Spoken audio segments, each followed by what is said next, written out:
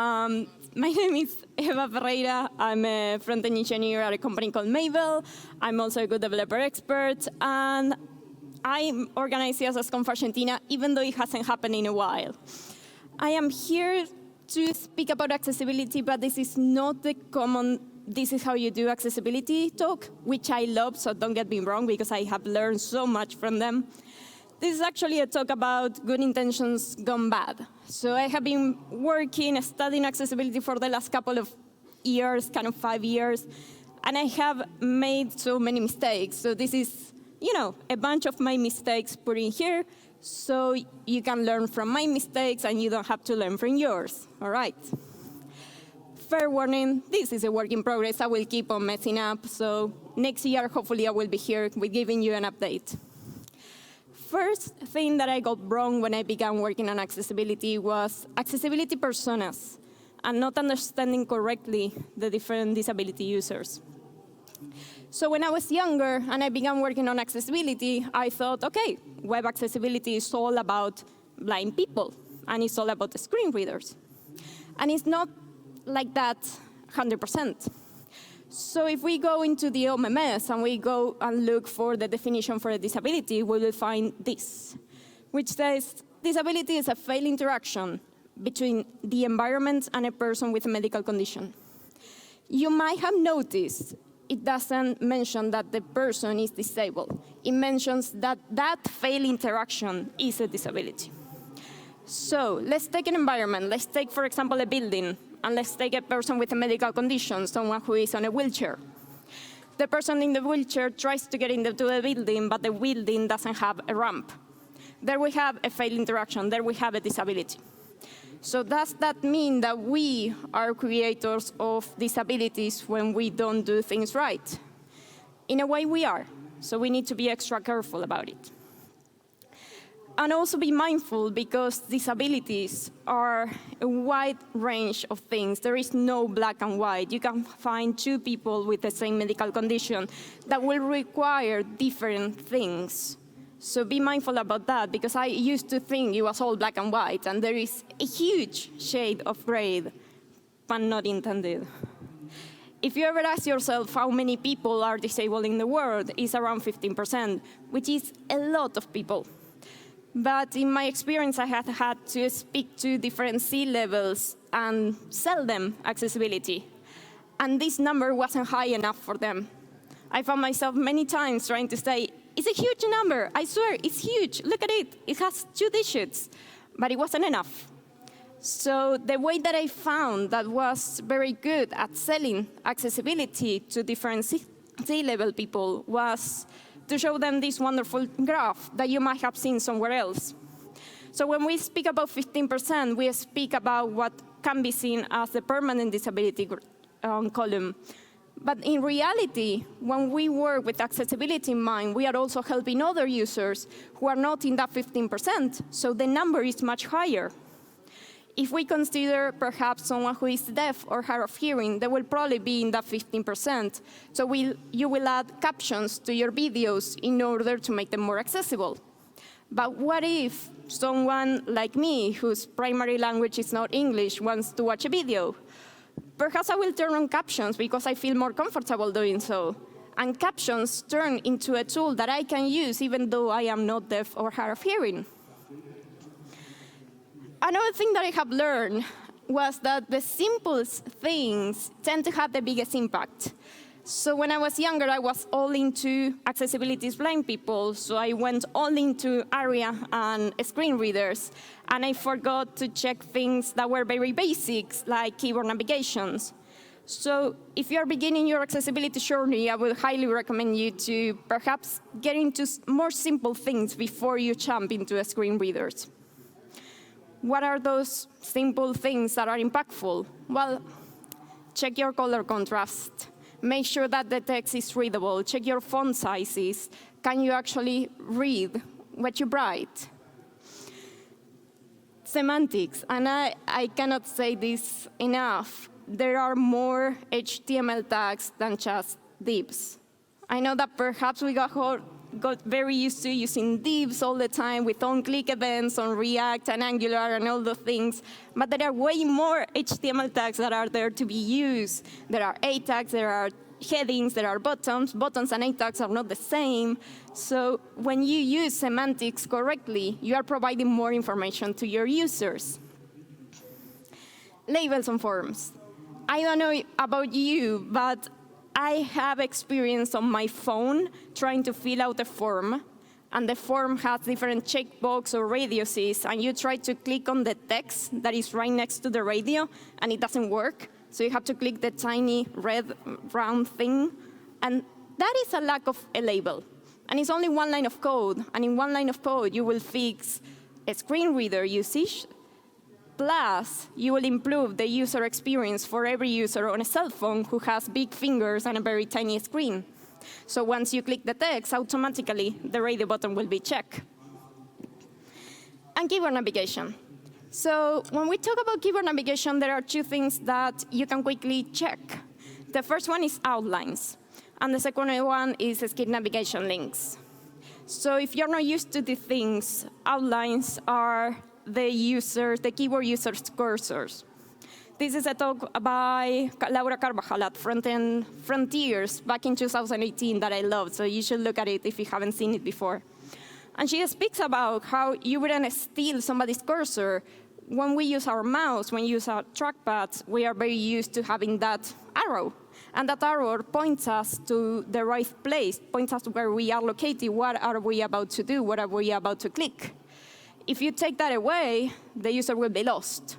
And the same thing happens with outlines for keyboard users. So keyboard users, the only indication they have about where they are and what are they about to click is outlines. So if you take them away, they are completely numb to what is happening. So outlines, by default, are a little bit ugly. I get it. They are like this shady, bluish thing. But you can modify it, and that's OK. You can even make it your brand color. This is an example by Sarah Sodian's website. And it's purple, and it looks great, and it complies. This is another example by MDN. They have chosen to do like a double line, which looks very well as well. And about the skip navigation links, these are extremely useful for keyboard users who perhaps have a mobility issue. If you have problems moving your fingers, or if perhaps you have pain when you move your fingers, then each time you have to keystroke that tab key, it will hurt. So if you go into a website, and each time you go into that website, you have to tab through all the navigation, it takes a lot of time. And you can avoid that by adding an skip navigation button or an skip to main content. Those are not there by default. You have to add them, but they don't take much time, and you can find a lot of tutorials online. There are about 8 lines of CSS and 1 line of HTML, so it doesn't take much, and it's a huge improvement to people who use keyboards.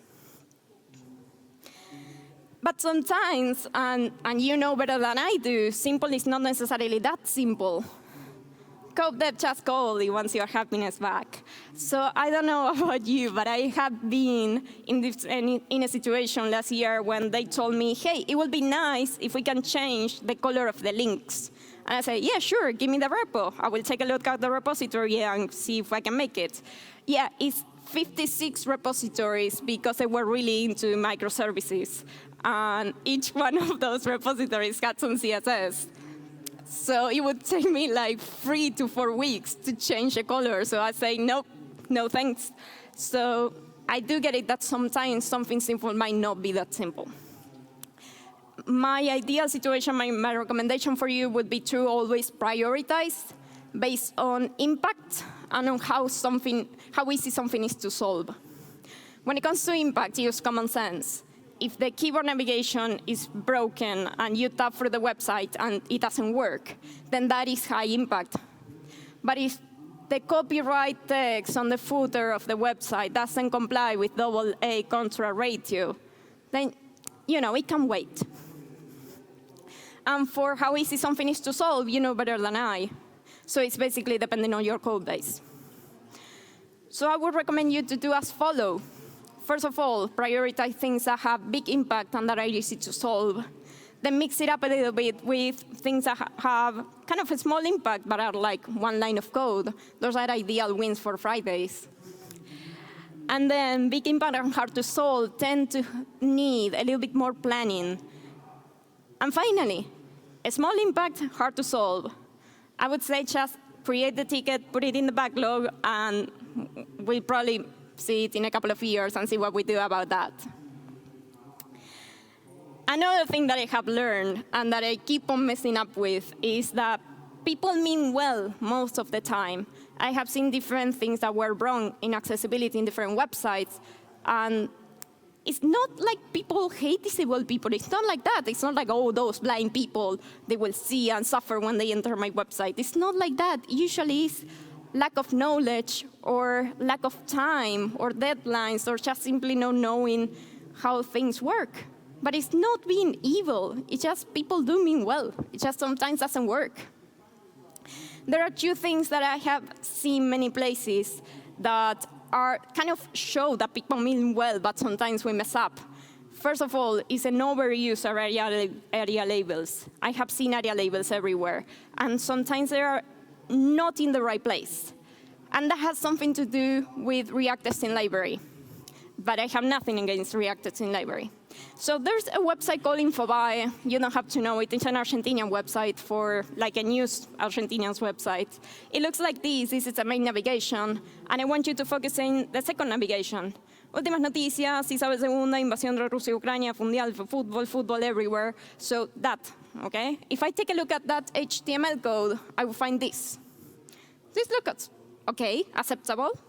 Now, they have an H tag, an A tag with an href link, and it has like this text. So the user, when they go into the website, they read this text. So that's great. Now, you would assume that someone with a screen reader will get the same experience. They will read something like, Últimas noticias link, Isabel II link. But no, screen readers on these websites will have the following experience. Header nav link, header nav link, header nav link, because someone had the great idea of adding area labels to each one of those elements, and that wasn't needed. You don't need to override, the area labels override the original text. So all the original text is completely gone from screen readers, and the only thing that screen readers will get is header nav link, which is completely useless. Now, I don't know the people from Infobip, but I have seen this happening before, and I have kind of the situation where I was able to ask the developer, why? Why did you do that? In the hopes of understanding what was their mindset in that took them into, that situation. And they would say, well, area labels are good for accessibility, and area labels can be used to pick elements from React Testing Library. So I do accessibility, and I do testing, 2 in 1, that's great. And I was like, yes, you meant well, but you made it worse. But I know that you meant well. So it's not about React Testing Library. React Testing Library is great, and it's great that it can pick area labels. But not every element needs an area label. So be careful about perhaps accidentally removing the proper text. So to area the cause a solution to all of our accessibility problems. If you haven't read that article yet, please read it. It's amazing. It's been a couple of years since they published, and it's still going strong. Another one that I have found to be very common is to have alternative text on every image on your website. And I was really into that when I began, because, accessibility to all blind people, so every image should have a description. And I was very specific on the description. I was like, if I had a separator from one paragraph to another, and it was like very thin grayish line with a wonderful purple shadow. And you know what? Not every image needs to have a description. The rules for alternative text are the alternative attribute is compulsory indeed. You need to have an alternative text attribute. But it can be empty if the image is decorative. That's OK. You can have an alt, and that's it. Try not to be redundant. If you have something that is like a photo of Taylor Swift, you don't need to write image of Taylor Swift. because the screen reader will read image of. So if you write image of, it will read image of Taylor Swift. So try not to add those things because they are already included in the screen reader. And finally, my recommendation is if it has an action, describe the action, not the image. This is ideal for logos. So logos are usually a link to the homepage. So homepage, and you don't need to write logo as your alternative text. If you're not sure what to do with alternative images, there is an alt decision tree at Y, which is a web accessibility initiative that is very good. So it asks you some questions about it, and finally you find the right alternative text for you. And I say that most people mean well. Well, most is not everyone. I have seen accessibility being disregarded and taking like people with disabilities as second-hand citizens of the web. A couple of years ago, I was working at an Argentinian digital agency, and we had this client that was the biggest credit card issuer in Argentina.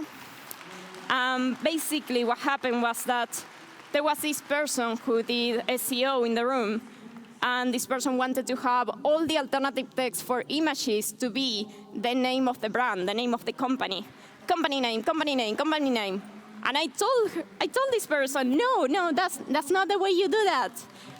Alternative text images are not for that. They are for, performance issues and accessibility. They are not for, search engine optimization. And they end up being, all the company name, of course. Testing correctly. This goes again with Infobip. Poor thing, I hate Infobip.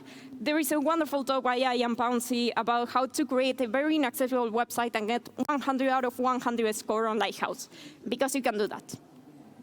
So Infobip gets 98 out of 100, but you cannot really use it if you use a screen reader, but it gets 98.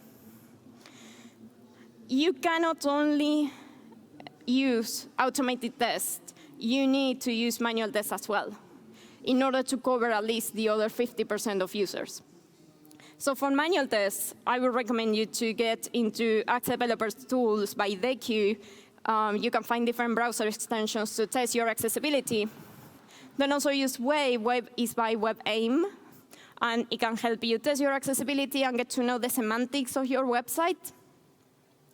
Keyboard navigation is extremely important, and it doesn't take much. You go into your website, you begin hitting the tab key, and you see what happens. You see if you can get from the top to the bottom, and that's it.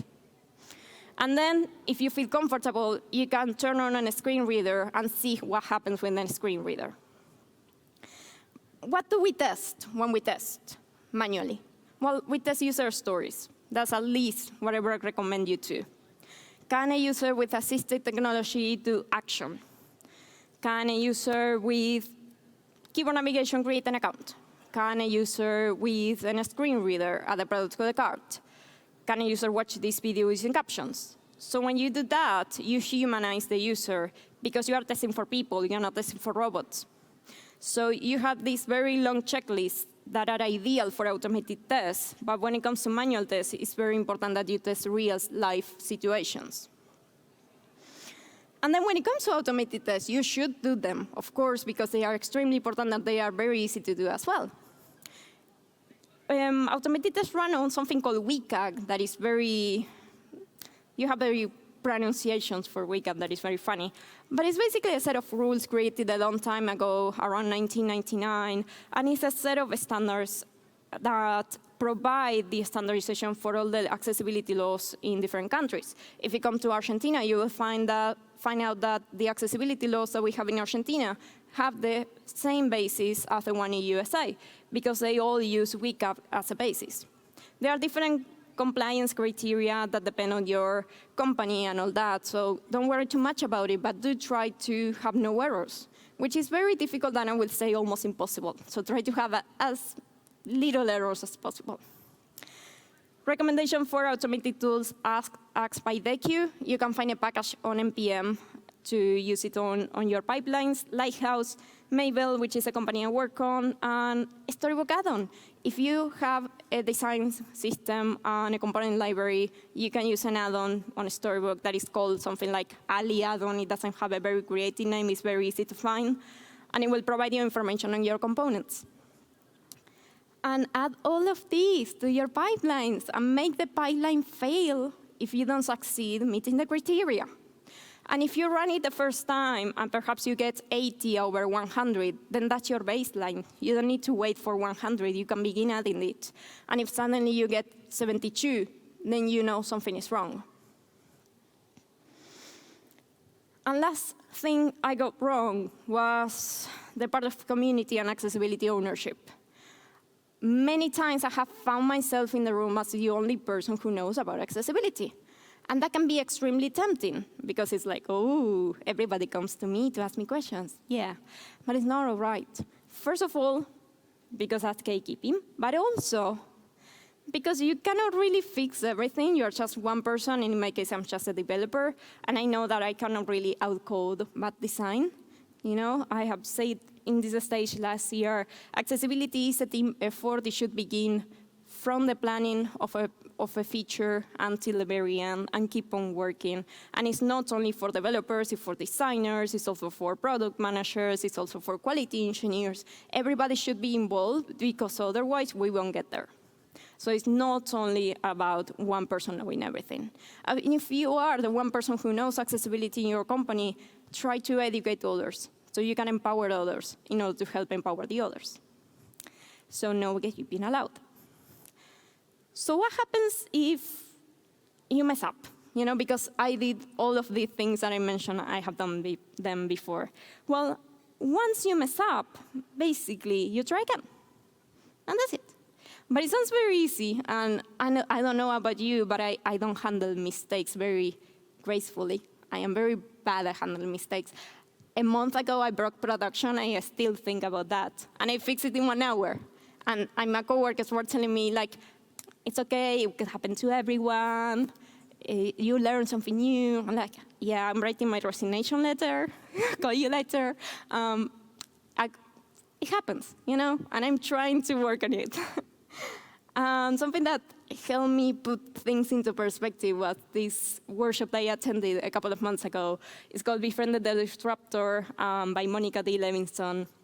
And it's a workshop that is honestly very fun about subconscious bias. You will learn a lot. But also something that she said that I still remember is that mistakes are temporal, localized, and changeable. You mess up. You create a PR, you fix it. You move on. That's it. I will try to do that next time I wrap production. So you don't need to be always right. Try to make new mistakes instead of repeating old ones. That's the ideal situation. I hope you aim for that. And also remember that what you need is you need to try and you need to care. What makes a huge difference in accessibility is empathy. It's actually caring to make things better. So don't worry if you mess up. Worry about caring. Thank you very much.